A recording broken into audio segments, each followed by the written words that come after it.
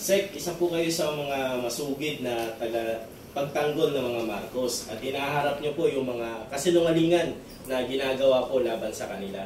Ngayong araw po, bumisita yung dalawang anak ni Chris Aquino. Kilala naman po natin yung mga to, si Josh at si Bimbi.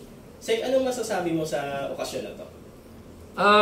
Maganda yan sapagkat dito ay makikita natin na si First Lady Lisa Araneta Marcos ay walang tinitingnan ng kulay. At hindi siya nagtatanim ng anumang galit o hinanakit dito sa mga anak na ni Chris Aquino. In fact, kahit naman kay Chris Aquino, kung meron mga nagawang kamalian yung kanyang ama, ay ama niya yun. No? Yung pagiging NPA founder niya, wala namang kinalaman si Chris doon. Ako, in fact, bilang isang mamamayan din at bilang isang Kristiyano ay naghahangad din ako na sana ay gumaling na si Chris sa kanyang karamdaman. At yan naman ay bilang isang tao na tumitingin din sa kapwa-tao. Sana ay gumaling na rin siya. At itong pagdalaw ni Bimbi at ni Josh kay First Lady ay isang magandang sinyalis na maaring magkaroon ng pagbabago sa mga pananaw ng mga Pilipino tungkol sa politika ng Aquino against Marcos o Marcos against Aquino. Sana yan ay magsilbing hudyat na magkaroon na ng talagang unity ng mga Pilipino na sa loob na napakahabang panahon ay nagkaroon ng yung tinatawag na paghahati ng ating mga mamamayan sa issue ng Marcos Aquino.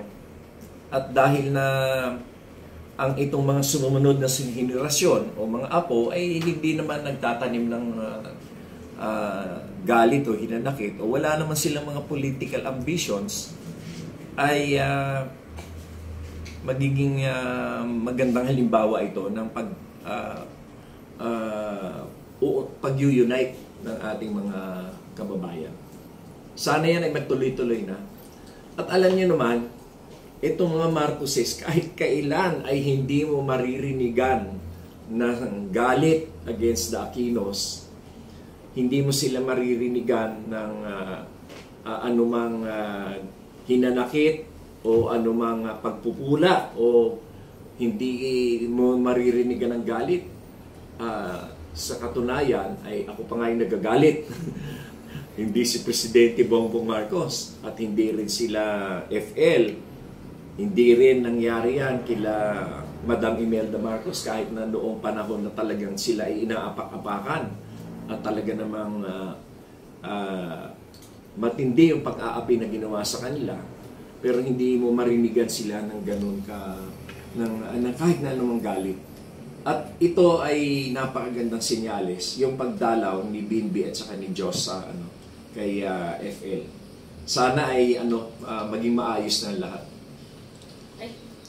Possible kaya na yung Liberal Party mag-join sa card administration this coming 2025? Well, hindi ko masabi sapagkat kahit naman noon pa ay magkaiba naman kasi ang kanilang mga political beliefs at magkaiba ang political stand nila.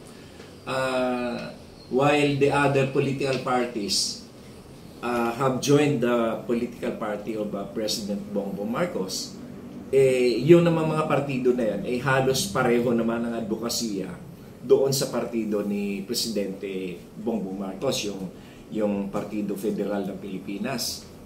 At ito namang lakas ay halos ganun din ang kanilang mga advokasya.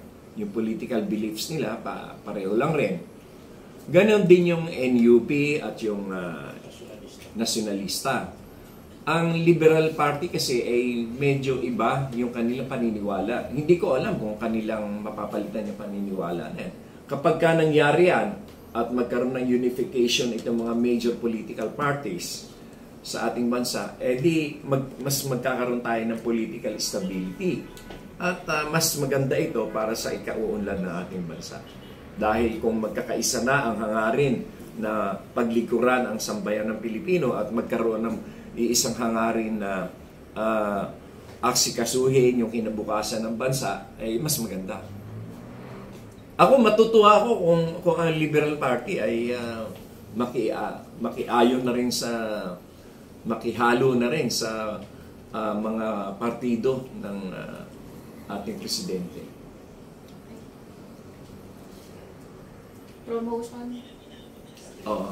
Nananawagan ako sa inyo, mga kababayan ko, mga mahal kong mga kababayan, na kayo ay manood ng Larry Gadon Live sa PTV, Channel 4. Ito ang government channel. At sa ngayon ay nasa Miyerkules kami alas 11:30. Ay alas 11 ng umaga hanggang alas 12. Pero sa mga susunod na linggo ay baka malipat kami ng araw. At marami ang nag-request na towards the weekend daw para mas maraming makapanood.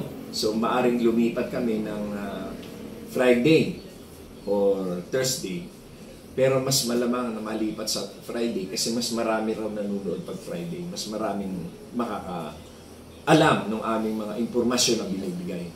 Pero sa ngayon, itong bukas ay magkakaroon kami Wednesday pa rin. Pero sa susunod na linggo, malilipat kami sa araw na mas marami yung may chance ang manood. Maraming salamat. Huwag kalimutan, Larry Gadon Live sa PTV, People's Television. 11 a.m. Walang sawa na nagbibigay ng impormasyon sa ating mga babayan sa pamamagitan ng pag-vlog. Secretary, may mga tanong din sa comment section kung may bayad po ba yung mga billboard. Wala yon kasi yung may-ari ng billboard na yon ay isang supporter din ni Presidente Bongbong Marcos at kabilang din sa aming mga organisasyon. Kaya nakita naman siguro niya na makabuluhan yung TV show.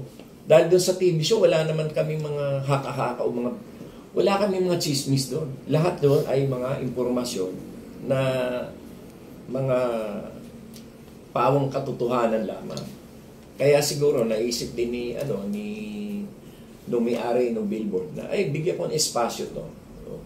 Walang bayad yun. Kung babayaran ko yan, milyon-milyon yun. Kagaya nga, magandang loob na nga yung tao na libre yung ads. Tutuligsain mo ba yung mga ganon? At isa pa, yung programa naman ang binibenta. Hindi naman yung billboard nagsasabi, hindi naman ini-emphasize niya, si Larry Gadon, sobrang pogi yan. Di ba?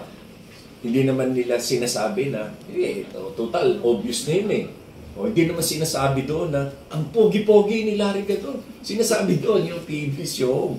Di ba? Siyempre, hindi naman lahat ng tao may nalalaman na meron palang programang gano'n. Public information campaign yan. Kaya nga meron TV, may radyo, may dyaryo, public information. Si Sas mismo, columnist sa isang dyaryo. Siya mismo nagbo-vlog anong problema doon? Ibig sabihin, siya mismo duda sa sarili niya na nakakapag-inform pala sa mga tao.